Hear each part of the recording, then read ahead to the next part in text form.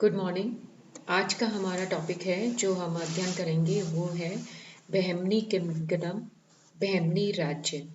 मोहम्मद तुगलक के शासन के अंतिम वर्षों में दक्षिण भारत में नियुक्त किए गए उसके अमीर जो मुस्लिम अमीर थे, सुल्तान की अत्याचारपूर्ण नीति के विरुद्ध जबरदस्त असंतोष उत्पन्न हो गया था। उन्होंने मिलकर मोहम्मद तुगलक के विरुद्ध विद्रोह कर दिया और शाही अधिकारियों के परास्त करके दौलताबाद पर अधिकार कर लिया। फिर उन्होंने सर्वसम्मति से वृद्ध तथा अनुभवी अमीर इस्माइल मक अफगान को नासरुद्दीन शाह के नाम से सुल्तान घोषित कर दिया। मोहम्मद तुगलक ने विद्रोहियों को परास्त कर दौलताबाद को जीत लिया, परंतु धारगिरी दुर्ग में मोर्चा जमाकर बैठे हुए इस्माइल मक और गुलबर्गा में डटे हुए हसन कांगू को परास्त नहीं कर पाया और गुजरात के विद्रोह को दबाने के लिए दौलताबाद से गुजरात चला गया। सुल्तान के जाते ही विद्रोहियों ने दौलताबाद पर पुनः अधिकार कर लिया। हसन कांगू ने सुल्तान के सेनानायक इमादुल को परास्त करके वहां से खदेड़ दिया। इस अवसर पर बहुत अधिक पराक्रम दिखाने के लिए हसन कंगू से प्रभावित होकर इस्माइल मक ने स्वेच्छा से अपने पक्ष में दौलताबाद का सिंहासन त्याग दिया।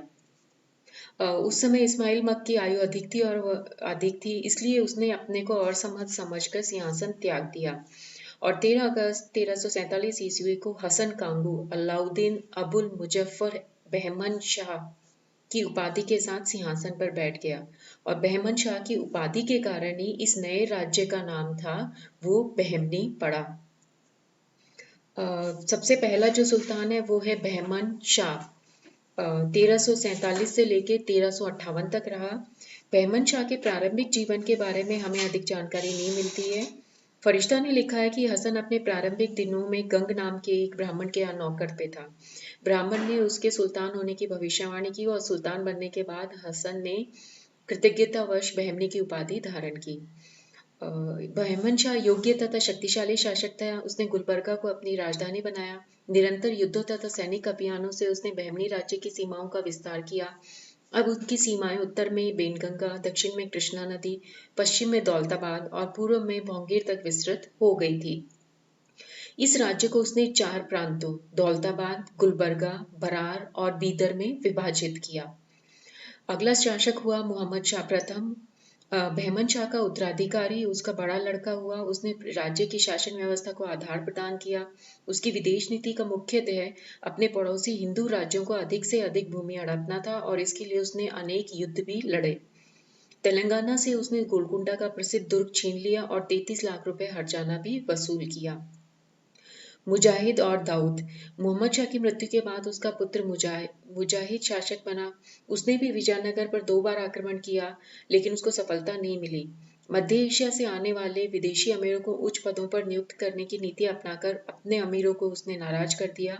परिणाम यह हुआ कि षड्यंत्र रचकर 1377 ईस्वी में उसकी हत्या कर दी और उसके चचेरे भाई दाऊद को सुल्तान बना दिया गया।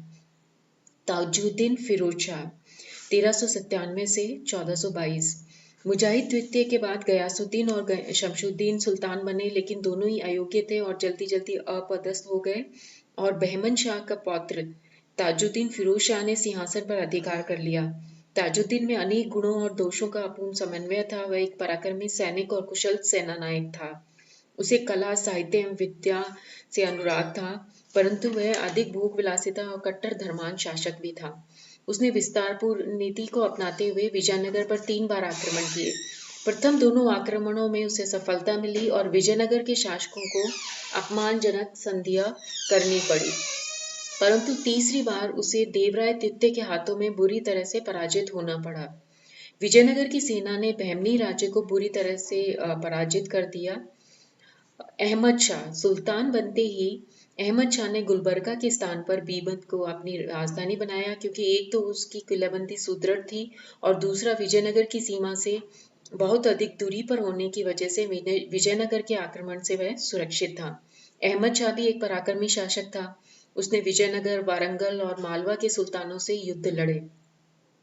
विजयनगर के साथ लड़े गए युद्धों का परिणाम विवाद का विषय रहा। वारंगल के कुछ प्रदेश जीतने में सफल रहा और मालवा के सुल्तान होशंग शाह को भी पराजित किया। उसने गुजरात पर भी आक्रमण किया था, परंतु वह असफल रहा। वह अपने समय का एक क्रूर और अत्याचारी शासक था। धर्मांधता की नीति पर चलते हुए गैर मुसलमानों पर बहुत अधिक अत्याचार उसने किए थे।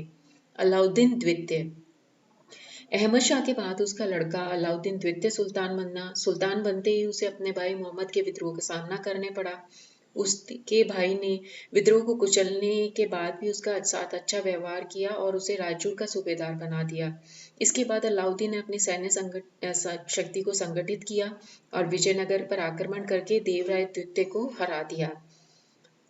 उसने संगमेश्वर राजा की पुत्री से विवाह भी किया, परंतु वह जनता की भलाई में रुचि रखने वाला शासक था। उसने अनेक पाठशालाओं, दानशालाओं और मस्जिदों को निर्माण करवाया। अलाउद्दीन द्वितीय के बाद में उसका लड़का हुमायूं सिंहासन पर बैठा। इतिहास में उसे जालिम हुमायूं के नाम से जाना जाता है। वह एक क्रूर तथा अत्याचारी शासक था।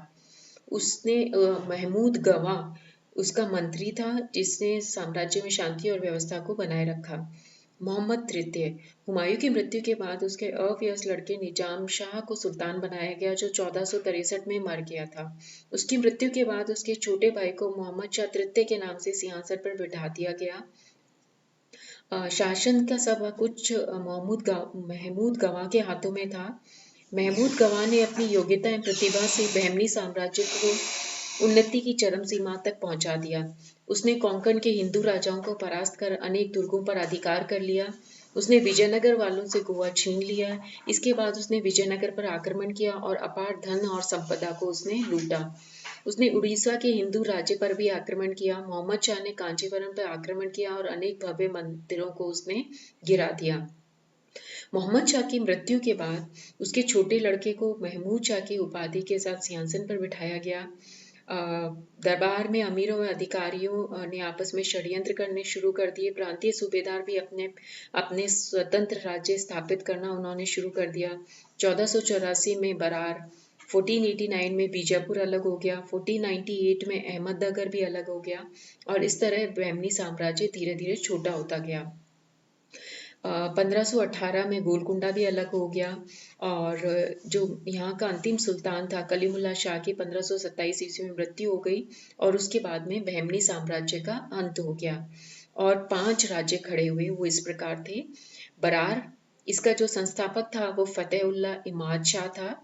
दूसरा है बीजापुर, जो बीजापुर बहमनी के जो साम्राज्य के अंत के बाद में बीजापुर एक शक्तिशाली राज्य हुआ। इसका संस्थापक जो था वो यूसुफ आदिल शाह था।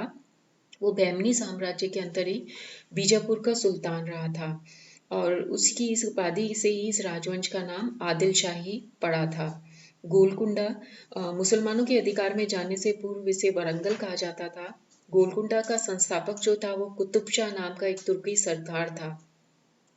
महमूद शाह बहमनी के शासनकाल में उसे तेलंगाना का सूबेदार नियुक्त किया गया और वजीर कासिम बरीद के बुरे व्यवहार से दुखी होकर 1518 ईस्वी में उसने अपने आप को बहमनी साम्राज्य से स्वतंत्र घोषित कर दिया था और उसी के नाम पर नया राजवंश कुतुबशाही कहलाया। अहमदनगर, अहमद राज्य का संस्थापक मलिक अहमद था और उसका पिता निजामुल पहले हिंदू था और बाद में मुसलमान बन गया था।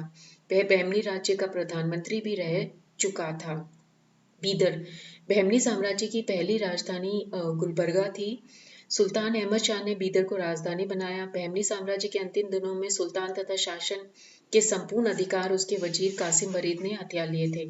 1526 ईस्वी में कासिम के उत्तराधिकारी अमीर अली बरीद ने अंतिम सुल्तान कलीमुल्ला को अदबस्त करके सिंहासन हथिया लिया था और नया राजवंश जो था वो बरीद शाही कहलाया था।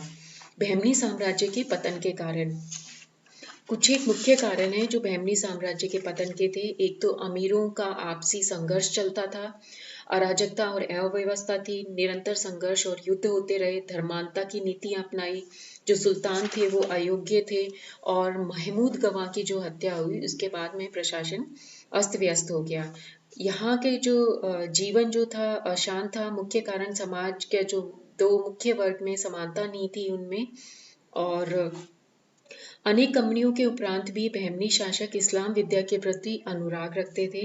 शिक्षा की उन्नति के लिए उन्होंने निरंतर ध्यान दिया। प्रत्येक गांव में एक मस्जिद बनाई और एक उसमें शिक्षक नियुक्त किया और बीदर में अरबी तथा फारसी की उच्च शिक्षा के लिए एक महाविद्यालय भी बनाया जिसमें बहुत ही अधिक विद्वान लोगों को नियुक्त किया गया था। और इसी के साथ स्त्रियों की शिक्षा के क्षेत्र में भी शासन की ओर से कोई व्यवस्था नहीं की गई थी। धनी तथा